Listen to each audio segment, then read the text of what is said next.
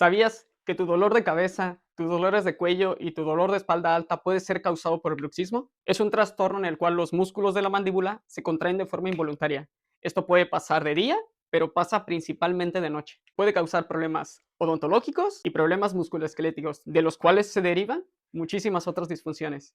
El tratamiento lo abordamos de forma integral. El odontológico, con estas guardas para evitar un desgaste. Y en la fisioterapia lo abordamos con agentes físicos y más que nada ejercicios, reeducar la musculatura y relajar la musculatura que se haya tensado. Todo esto de una forma muy personalizada, viendo diferencias entre un paciente u otro.